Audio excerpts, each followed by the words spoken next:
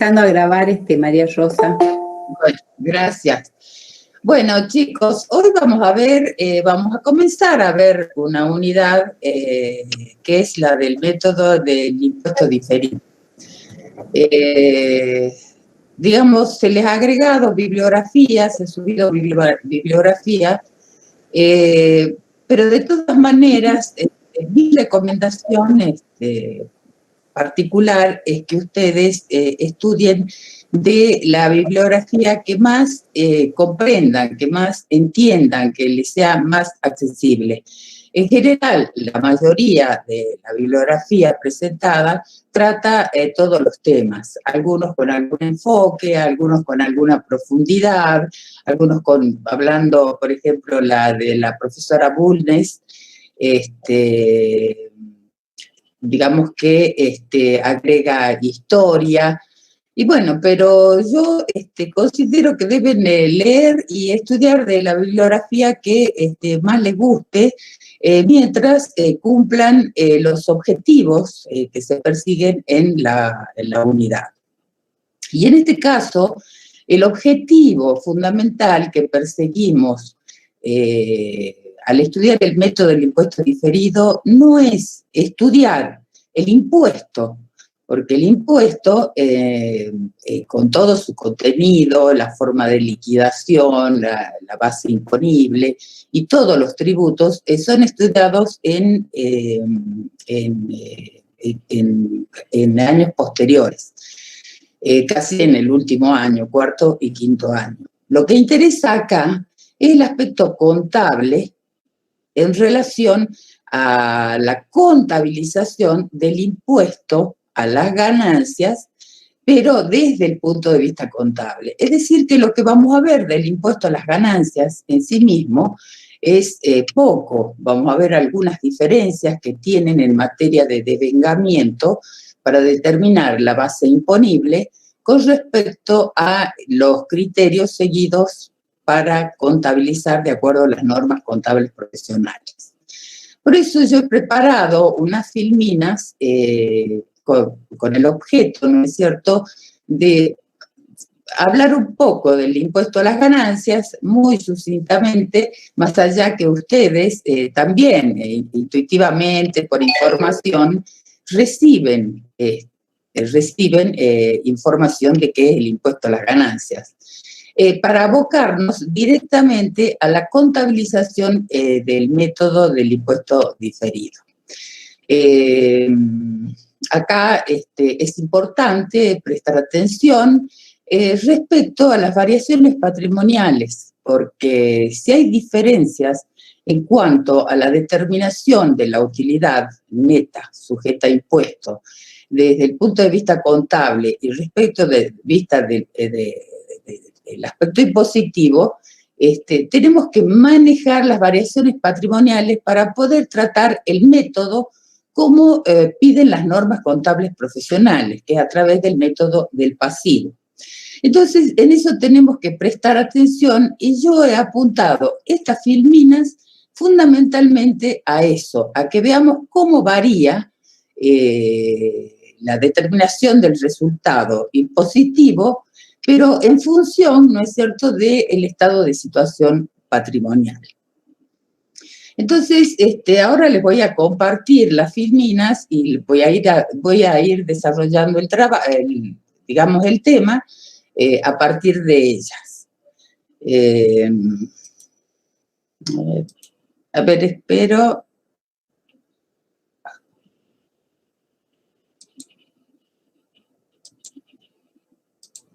No.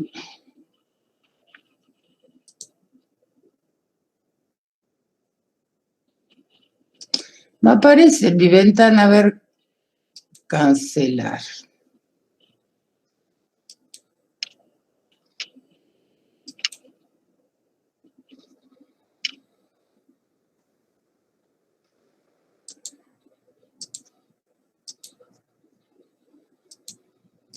Cancelar, a ver.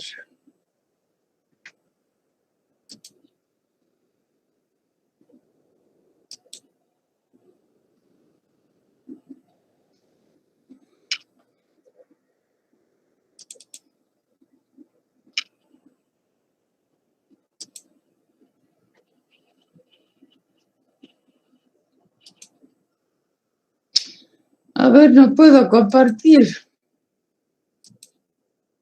Ahí está. Bueno, les he elegido un temita por la semana de Halloween o el Día de los Muertos, ¿no? Acá trato de, digamos, de explicar cómo funciona el método del impuesto diferido. Es sencillo, pero complicado de comprender en la forma de su armado. Hoy voy a desarrollar la parte 1, es decir, de tratar solamente las diferencias transitorias y permanentes del impuesto. Vamos a ver primero, ¿en qué consiste el impuesto a las ganancias para que aquellos que no tienen conocimiento de ello? El impuesto sobre la renta, que también se llamaba antes, o a las ganancias, es un impuesto directo. Es decir, un impuesto directo que no es trasladable como el IVA, por ejemplo. Nosotros cuando compramos cualquier producto en el supermercado está grabado por IVA.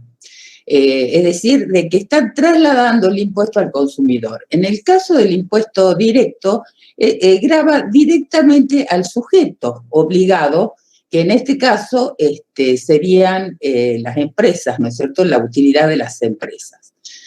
Acá en esta definición dice, grava una porción variable de las ganancias que obtienen personas y entidades legales como empresas sujetas al pago de los tributos.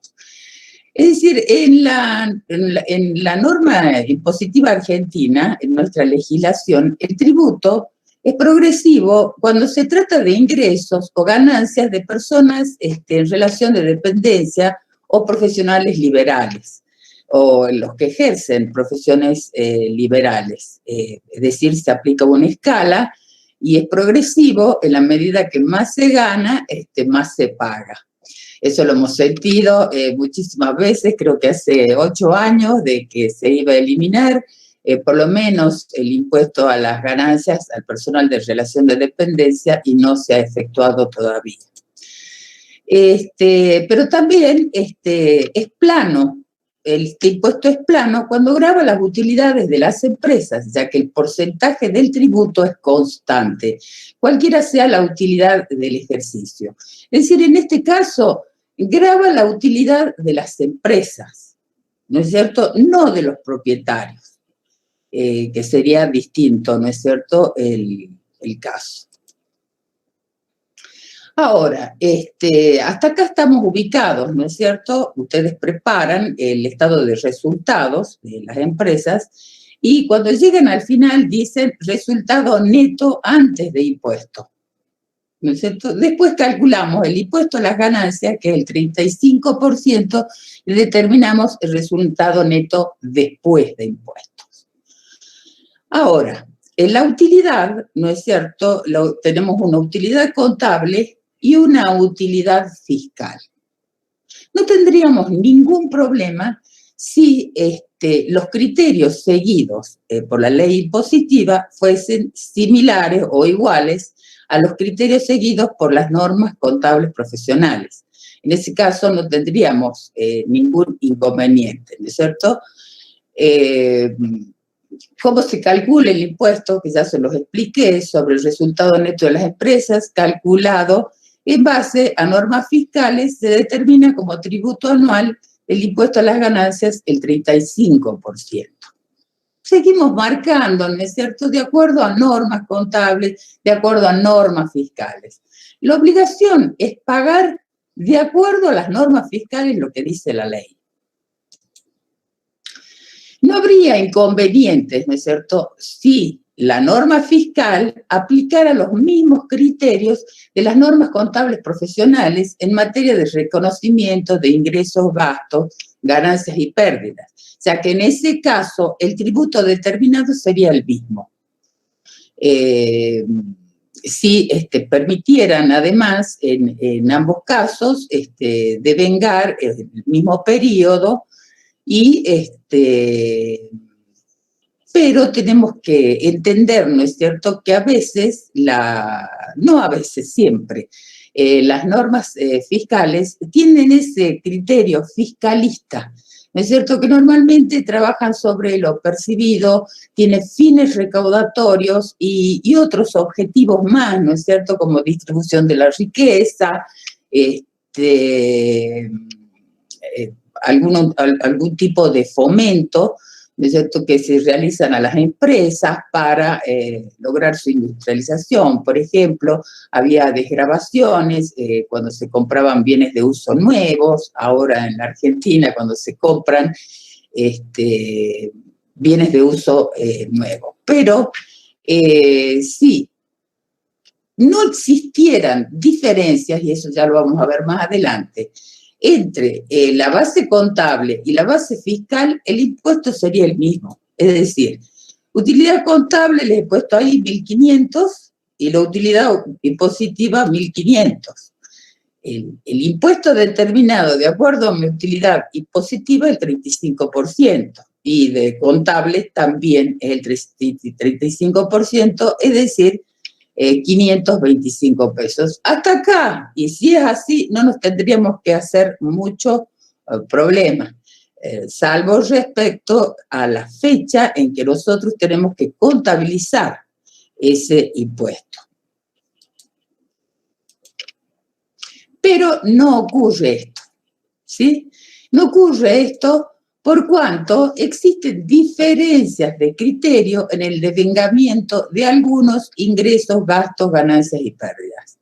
Es decir, de que no, las diferencias no son todas, sino determinadas. Por ejemplo, el impuesto a las ganancias no reconoce el resultado por tenencia, es decir, ese resultado no transaccional generado en la empresa internamente. Como por ejemplo, cuando evaluamos, ¿no es cierto?, el costo de ventas al costo de reposición al momento de la venta. Eso no lo reconoce el impuesto a las ganancias. Eso para darle un ejemplo por ahora.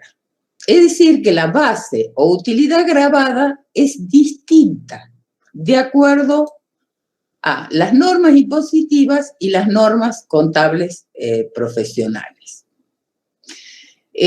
No tenemos que saberlas todas, pero tendrán que saber las que le enseñamos y las que normalmente siguen la bibliografía. Ya les dije al comenzar la clase de que no es la idea que sepan todo el impuesto a las ganancias, sino que sepan contabilizar perfectamente por el método del impuesto diferido. Veamos un ejemplo, ¿no es cierto? Ya estamos entrando en el tema en que son diferentes los criterios fiscales y los criterios contables. Acá les pongo, la sociedad ABC determina una utilidad contable en el año X1 antes de impuestos de 20.000 pesos. Esta empresa en el ejercicio dedujo la suma de 1.000 pesos para constituir la previsión para deudores incobrables por el cliente BB en mora con dificultades financieras. Nosotros sabemos que desde el punto de vista contable, constituimos la previsión para deudores incobrables no solamente del análisis individual de los principales deudores, sino también de acuerdo a la experiencia de la empresa, a la situación económica del país. Por ejemplo, hoy con recesión, con recesión, pandemia, cuarentena, ¿qué es lo que estamos viendo? De que hay mucha pesadez en las ventas y por supuesto, en los créditos generados con fecha anterior. Hay mucha gente que ha perdido su trabajo, hay gente que lo ha visto disminuido, no perdido. Entonces, a partir de esa experiencia, es que se constituye la previsión para deudores incobrables desde el punto de vista contable. En cambio, las normas del impuesto a las ganancias son distintas y en este caso es netamente, no voy a decir fiscalista, pero parte del principio de lo percibido, de lo realizado. Es decir, yo no puedo deducir una previsión de esta naturaleza desde el punto de vista impositivo, porque tengo que demostrar realmente que ese deudor es incobrable. Por ejemplo, si es una empresa que haya caído en convocatoria de acreedores, decretada la quiebra, y nuestro crédito es un crédito quirografario, es decir, que no tiene ninguna garantía especial ni privilegio dentro de la quiebra. Es decir, en ese caso sí, y positivamente la AFIP me permitirá deducir ese deudor incobrable. De lo contrario, no. Entonces, vamos a analizamos en este cuadrito, a partir directamente del cuadro de resultados. La utilidad neta, habíamos dicho, del ejercicio X1 es 20.000 pesos. Sí, la utilidad neta sujeta a impuesto es 20.000 pesos. La tasa que le corresponde al impuesto es el 35% sobre 20.000, que serían 7.000 pesos. Les pediría, si tienen alguna calculadora, como siempre, vayan controlando, me puedo haber equivocado. Entonces, el impuesto devengado contable, el que tengo que reconocer, es de 7.000 pesos. En cambio, vamos a la base imponible fiscal. Partimos, ¿no es cierto?, de la utilidad contable, pero la tenemos que ajustar. Entonces, no nos permiten deducir incobrables. La previsión por 1.000 pesos, porque habíamos hecho el asiento deudores incobrables a previsión deudores incobrables. Entonces, desde el punto de vista de ganancias, tenemos que sumarle a la utilidad contable 1.000 pesos, ¿sí? 1.000 pesos a la utilidad contable para llegar a una utilidad sujeta a impuestos de 21.000 pesos. Aplicando la tasa del impuesto, ¿cuánto nos da? 7.350. ¿Sí? Es decir que, fíjense que el devengado contable es 7.000 y el impuesto a pagar es 7.350. Esa es una diferencia. Hasta ahora lo tomemos hasta este punto. Sigamos con el ejercicio siguiente y veamos qué pasa. La sociedad ABC determina una utilidad contable en el año X2 antes de impuestos de 25.000 pesos. En el ejercicio, dice, absorbió la previsión de deudores incobrables por 1.000 pesos, en razón de que el cliente BB presentó su quiebra y el crédito previsionado de 1.000 pesos en el ejercicio anterior es de imposible cobro. Es decir, que cuando constituimos la previsión contable, no perdemos, no mandamos a incobrables el deudor, sino que lo dejamos. ¿Por qué? Porque estamos haciendo un seguimiento de su cobro. Pero cuando ya consideramos que no va a ser cobrable en este caso porque se presentó en quiebra y nosotros somos quirografarios, tenemos que eliminarlo. ¿Pero con qué lo vamos a eliminar? ¿Lo vamos a mandar a pérdidas o vamos a utilizar la previsión? Es decir, vamos a hacer deudores incobrables a cliente BB o vamos a hacer previsión deudores incobrables a cliente BB. Bueno, entiendo de que el hecho generador ha sido en el ejercicio anterior. Entonces tendremos que absorber la previsión primero, es decir, que tendríamos que hacer previsión de deudores incobrables a el cliente BB. En este caso, la norma fiscal ya me permite deducirlo, ¿sí? Me permite deducir el incobrable porque puedo acreditar que se presentó en convocatoria, quebró y mi crédito es quirografario y no queda absolutamente nada en la liquidación de la empresa. Entonces, digamos, al determinar el resultado contable y fiscal en el año X2, vemos que teníamos una utilidad neta en el ejercicio X2 de 25.000. Pero En este caso, no utilizamos una cuenta de resultados, como les dije, para dar de baja al cliente bebé, sino utilizamos la previsión, que sería una variación patrimonial de tipo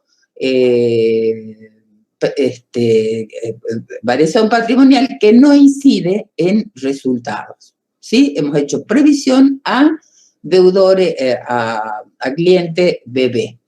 Entonces, la utilidad neta es de 25.000 pesos. La utilidad neta sujeta a impuestos, supongamos que es la única diferencia, siguen siendo los 25.000 pesos, la tasa del impuesto 35.000.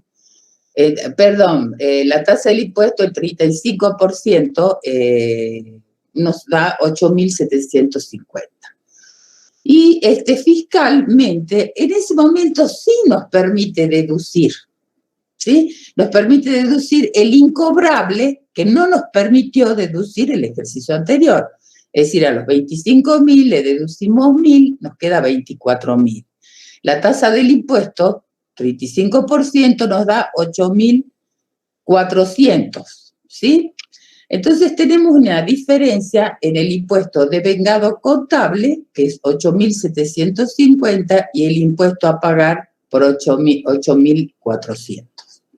Digamos, acá vemos que hay una diferencia de base imponible de carácter transitorio, ¿no es cierto? Que lo que imputo en el ejercicio contable tal vez va a ser considerado en el próximo ejercicio o en ejercicios futuros. Si vemos el resumen del ejercicio en el año X1, el impuesto de vengado contable 7.000, el impuesto a pagar 7.350. La diferencia es 350, positivo, ¿no es cierto? ¿Por qué? Porque pagamos más. En el ejercicio X2, 8.750, el impuesto de vengado contable, y el impuesto a pagar, según las normas fiscales, 8.400. Y acá vemos que se anulan, digamos, se reversan las diferencias y quedamos a cero. ¿Por qué? Porque lo que no fue computado en el ejercicio fiscal X1 fue computado en el ejercicio fiscal X2. Ahora, vuelvo a insistir, y esto es lo que tenemos que tener muy claro, el impuesto que debemos pagar es el determinado por ley fiscal y reconocer ese pasivo como tal, ¿no es cierto? En el ejercicio X1 vamos a tener impuesto a las ganancias a pagar por 7.350. En el ejercicio X2 vamos a tener impuestos a pagar por 8.400. Ahora, el interrogante acá, fundamental, es qué monto debitamos, ¿sí? ¿Qué monto debitamos por el impuesto a las ganancias, pero devengado contablemente, ¿sí? ¿Qué monto debemos debitar? Es lo que hace la diferencia entre el método tradicional y el método del impuesto diferido, ¿sí? El método tradicional, el que se usó antes, consiste en mandar como impuesto a las ganancias devengado del ejercicio el impuesto a pagar fiscal. En cambio, el método del impuesto diferido, tenemos la otra alternativa y en sus distintas etapas de evolución. Digamos, eso vamos a ver más adelante. Hoy vamos a ver el impuesto diferido a los efectos de comprender su contabilización.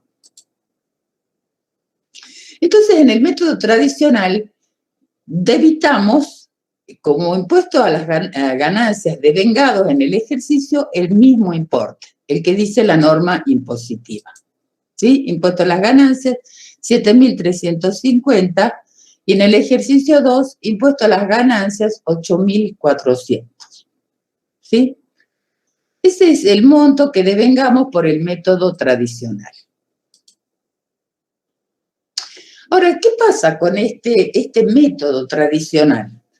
No respeta los criterios de devengamiento establecidos por las normas contables profesionales. Las transacciones deben reconocerse en el momento que ocurren, independientemente si han sido cobradas o pagadas, incluso aquellas internas, y acá nos referimos a aquellas internas a los resultados no transaccionales. Tampoco respeta, ¿no es cierto?, el criterio de imputación de ingresos y egresos como de ganancias y pérdidas. Nosotros sabemos que definimos como ingresos aquellos que hacen a la actividad principal del ente. Y los egresos, ¿no es cierto?, también que hacen a la actividad principal del ente. Y el criterio de imputación es que los egresos yo los tengo que atribuir en el ejercicio en el que declaro los ingresos. Es decir, los ingresos en el mismo momento, porque son egresos que han generado ese tipo de ingresos. Por ejemplo, ventas y costo de ventas. No voy a poner otro concepto en costo de ventas que no sea el costo de mercaderías vendidas durante el ejercicio. Y en el caso de ganancias y pérdidas, que está vinculado a ganancias, pero como un autor dice, misceláneas, ¿no es cierto? Es decir, de actividades secundarias, que a veces no tienen un correlato en egresos, ¿no es cierto? O gastos para generar esa ganancia, o las pérdidas. Que tampoco pueden estar vinculadas. En ese caso, ¿no es cierto?, las pérdidas las tenemos que reconocer. Si no las podemos imputar a un ingreso, las tenemos que reconocer cuando las conocemos. Es decir, este criterio no lo respeta digamos, las normas fiscales. Aquí ya les pongo que los egresos se imputan en el mismo periodo de los ingresos que generan. Las ganancias y pérdidas por actividades secundarias no tienen gastos o ingresos a los que se pueda atribuir. Se reconocen cuando son conocidas.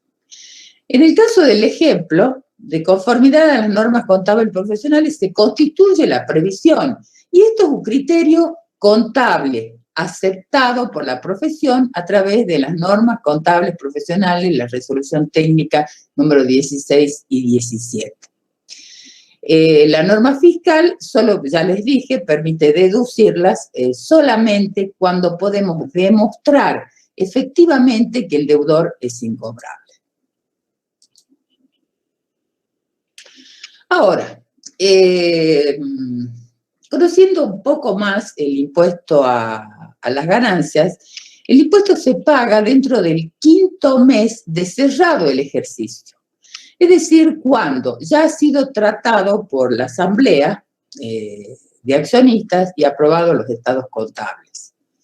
Si nosotros tomamos una línea de tiempo, supongamos que el ejercicio cierra el 31 del 12 del X1.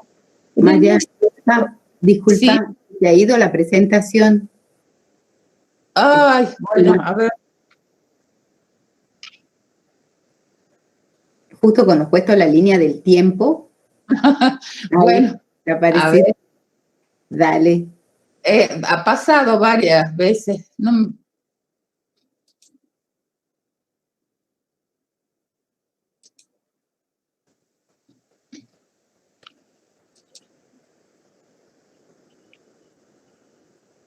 Ahí está. ¿ahí está? Sí. Ahí sí se te ve bien. Bueno. Gracias. No, gracias a vos. Si no iba a seguir yo chucha de la vida. Bueno, hay un error garrafal de hace muchísimos años. Digamos que la contabilidad como técnica, ciencia, arte, como le quieran llamar, ha evolucionado de los años 70 en forma muy significativa. Antes teníamos los principios de contabilidad generalmente aceptados y no obstante ello nos equivocamos. Por eso le pongo, se solía imputar el pago del impuesto X1 en el ejercicio X2 porque se pagaba en mayo del ejercicio X2. Este es un criterio completamente erróneo contablemente, por cuanto este gasto corresponde a las utilidades netas del ejercicio X1. Esto es un error garrafal. Lo pongo porque a veces lo pone en la bibliografía, pero no vayan a creer que esto es lo, a ver, ni remotamente lo que corresponde, porque ni siquiera respeta el devengamiento, a qué ejercicio corresponde este impuesto que estamos pagando. Ese impuesto que estamos pagando es por el ejercicio X1, no en el ejercicio X2. ¿Sí? Luego, ¿no es cierto?, aún dentro de este método tradicional, se imputa el ejercicio en que se devengó el impuesto, es decir, al 31 de diciembre del X1. Pero por el monto determinado a pagar por las normas fiscales. Se respeta el ejercicio que genera las utilidades grabadas nada más. Digamos, esto es lo que se hizo antes de que se haga obligatorio el método del impuesto diferido.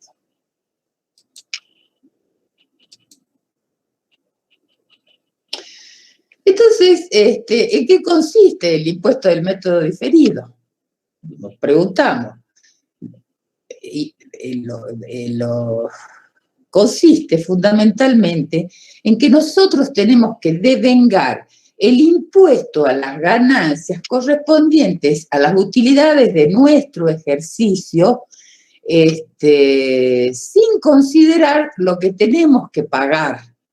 ¿Sí? Podemos pagar más o menos, pero nosotros tenemos que respetar nuestros criterios contables. Entonces, siguiendo el ejemplo de la previsión, en el ejercicio X1 vamos a contabilizar el impuesto efectivo, el impuesto a las ganancias que hemos determinado efectivo después de deducir la previsión de deudores incobrables, que era 7.000 pesos, y acreditamos 7.350.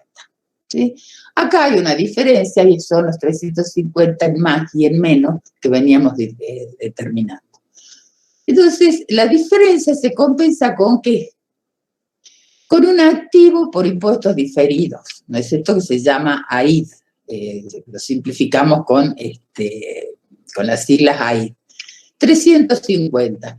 ¿Qué carácter tiene esta cuenta? Es un crédito, ¿no es cierto? Otros créditos a compensar en ejercicios futuros. ¿Por qué? Porque es una diferencia transitoria.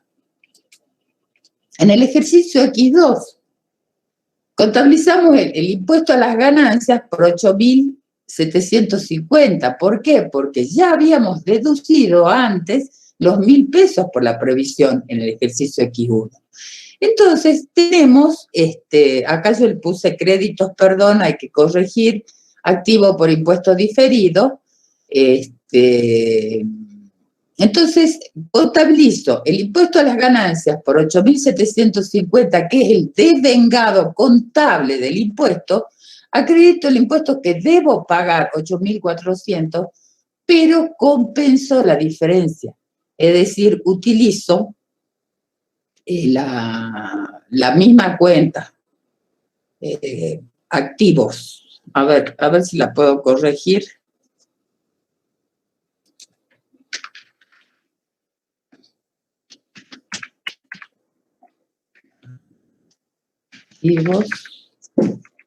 Activos por impuesto diferido.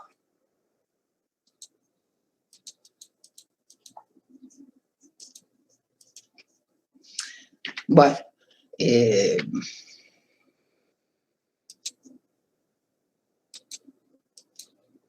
¿está claro hasta acá? Sí, profe. Sí, profe. Perfecto. Es decir que el impuesto diferido consiste en contabilizar el impuesto generado por la utilidad contable. Devengar el pasivo por el impuesto que debemos pagar de acuerdo a las normas impositivas y si hay diferencias, utilizar estas cuentas, ¿no es cierto?, de activo por impuesto diferido o pasivo por impuesto diferido, vamos a ver cuáles son y cómo se generan, a los efectos, ¿no es cierto?, de que nosotros contablemente sigamos razonablemente las normas contables profesionales. Las diferencias temporarias, ¿no es cierto?, son las que derivan de operaciones que se reconocen contablemente en un ejercicio, pero impositivamente en otros u otros. Es decir, de que estas diferencias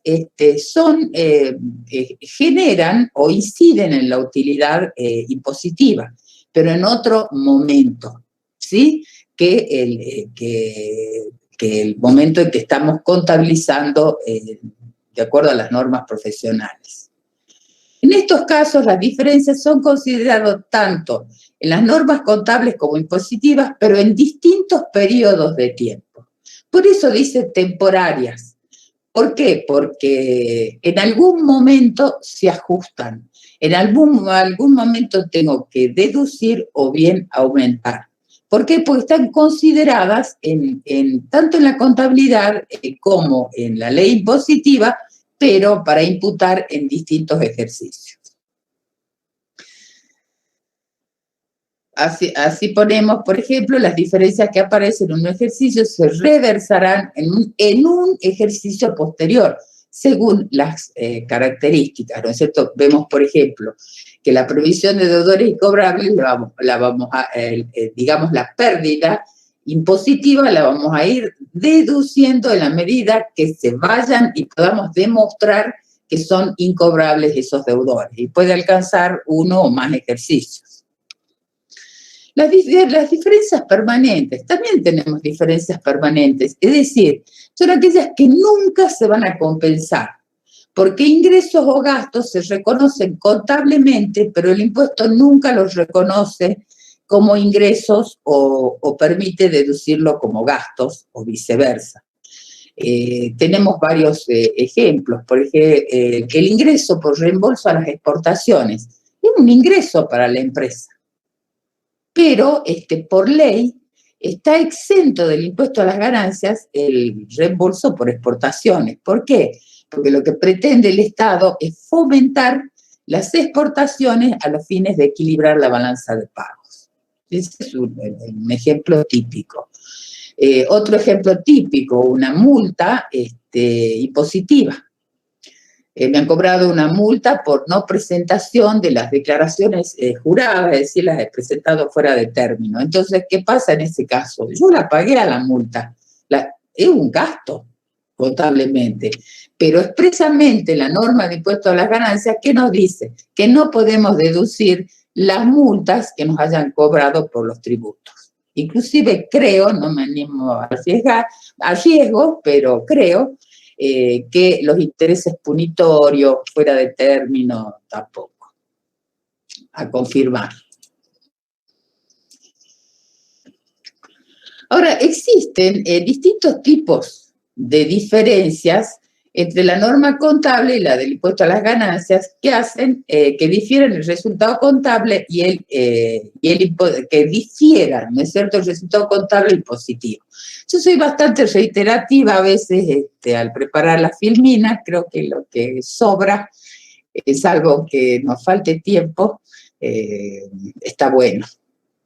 Las diferencias temporarias pueden ser imponibles, es decir, que en el futuro voy a pagar más impuestos, ¿sí? Generan pasivos por impuestos diferidos. Pagaremos más impuestos en el futuro.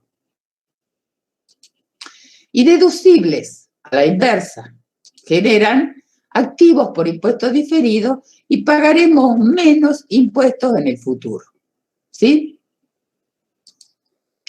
Y después tenemos las diferencias permanentes, ¿no es cierto?, que no generan impuestos diferidos, sino que hay que considerarlas a los efectos de la liquidación del impuesto. Bueno, ahí después podemos ver con mayor profundidad, ¿no es cierto?, en que en algunos casos, al no estar grabado o estar grabado más, en forma permanente, la tasa del impuesto ya no es el 35%, tenemos una tasa real que sería distinta. Las diferencias temporarias imponibles. Estas diferencias, reitero, dan lugar a importes gravables al determinar resultados impositivos futuros. Generan pasivos por impuestos diferidos al aplicar la tasa del impuesto sobre la utilidad contable. Y aquí les pongo un ejemplo. Las ventas a plazo. Cuando nosotros vendemos un inmueble, por lo general son bienes importantes. Podemos vender inmuebles o máquinas, ¿no es cierto? Y las vendemos a plazos. Es normal vender a plazos prolongados. Bueno, de acuerdo a las normas contables, lo tenemos que reconocer en el ejercicio que se produce, que se genera la venta y genera un crédito a cobrar por la totalidad de las cuotas. En cambio, impositivamente, la norma permite ir imputando la cuota que se va haciendo exigible en cada periodo, ¿sí?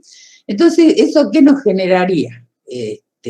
Un mayor impuesto a las ganancias desde el punto de vista contable y no del impositivo que lo vamos cargando durante los distintos periodos.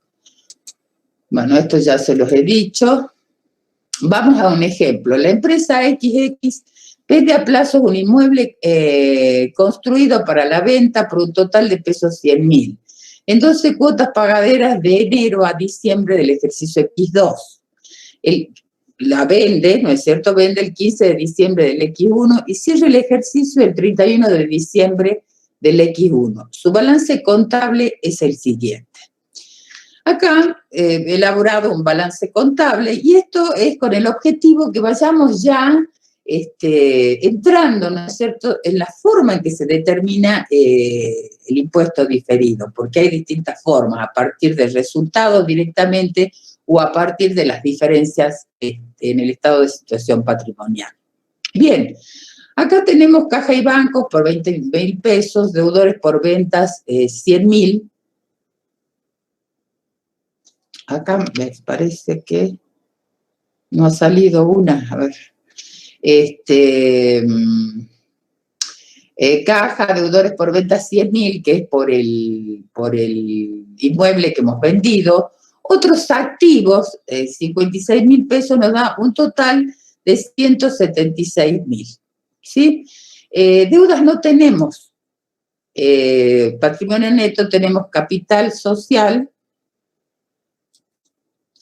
Ah, ahí está. Y el resultado del ejercicio por 126.000. Bien.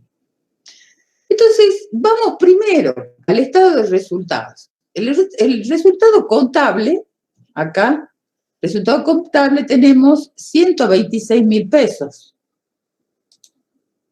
Aplicando la tasa del impuesto, 35%, me da 44.100.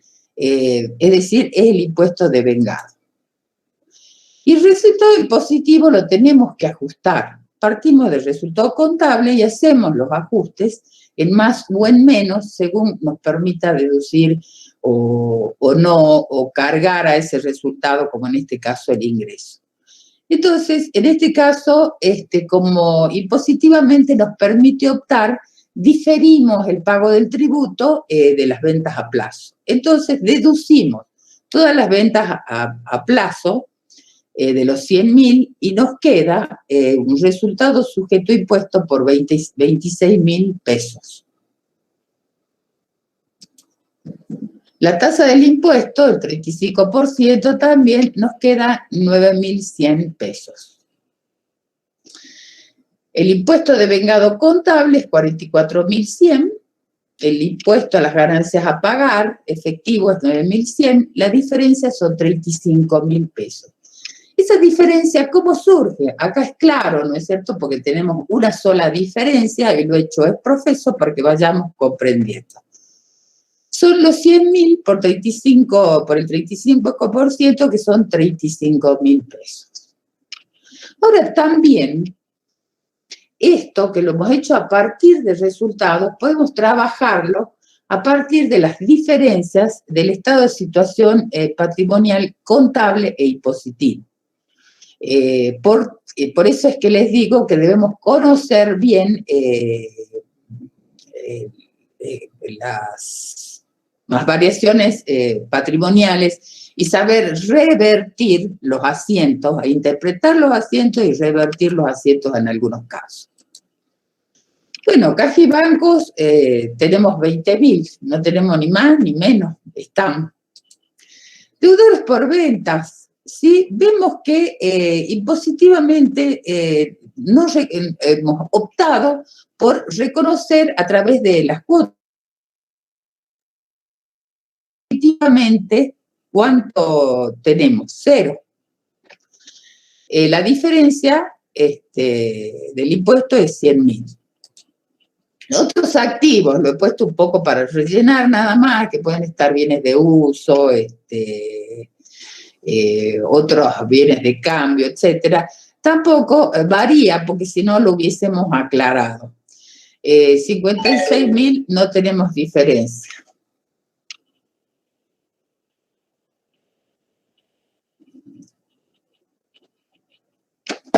Ay.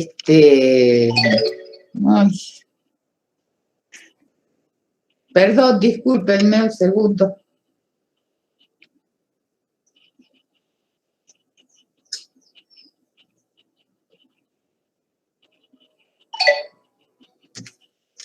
Bien, pasivos. No tenemos pasivos, tampoco hay ninguna aclaración. Acá tenemos una sola diferencia transitoria. Capital tampoco modifica y el resultado del ejercicio sí. ¿Por qué? Porque hemos eliminado deudores por venta. ¿Sí? Hagamos abstracción, ¿no es cierto?, en este ejercicio tan simple donde pareciera que no hay la composición de resultados, solamente está dado por el ingreso. Entonces, si eliminamos de los 126.000, ¿no es cierto?, los 100.000 del resultado del ejercicio, la base, el impuesto son 26.000 pesos. Es decir, la diferencia es 100.000. ¿Qué estamos originando acá? ¿Qué estamos originando? ¿Un pasivo por impuesto diferido o un activo por impuesto diferido? Estamos generando un PIB, un pasivo por impuesto diferido, porque el impuesto que yo cargo en este ejercicio, contablemente no lo voy a pagar ahora, lo voy a pagar después en la medida que vaya reconociendo las cuotas. Es decir, el activo se da en este caso, ¿no es cierto?, que la diferencia transitoria imponible es cuando el activo contable es mayor que el activo impositivo. ¿Sí? Entonces vemos que podemos determinar el impuesto diferido a partir de resultados y a partir del estado de situación patrimonial que se le llama el método del pasivo. Y es el reconocido por las normas contables profesionales porque se entiende que es mucho más completo. Además, cuando se trabaja con estado de resultados, únicamente tenemos que hacer un seguimiento, ¿no es cierto?, de las diferencias. En cambio, cuando trabajamos con el activo y el pasivo, tanto contable como impositivo, las diferencias se van neteando. ¿Sí? ¿Cómo va a ser el asiento contable? Impuesto a las ganancias, que va cargado y devengado en el ejercicio por 44.100, a impuesto a las ganancias a pagar por 9.100. Y a PID, o pasivo por impuestos diferidos, por 35.000 pesos. ¿Sí? Ese PID, ¿no es cierto?, que vamos a ir pagando en el futuro, ya no va a ir a resultados, sino que vamos a utilizar esta cuenta que podríamos decir que sería como una regularizadora, ¿no es cierto?, entre el impuesto a las ganancias que pagamos y el impuesto de vengado contable. Yo acá no les he hecho, porque si no se hace muy largo, pero les pongo que se reversa en el ejercicio siguiente cuando son exigibles las 12 cuotas de la venta del inmueble. Entonces tendremos mayor ganancia impositiva, si no varía la tasa, mayor ganancia impositiva por 35.000 pesos, pero en ese caso debitamos el pasivo por impuesto diferido y acreditamos el impuesto a las ganancias a pagar. Después tenemos diferencias temporarias deducibles. Adriana, ¿qué hora tenés? Son las 6:57. Ah, estamos bien. Bueno, descansemos ahora un ratito, unos 5 minutos, 7 minutos y continuamos, ¿les parece?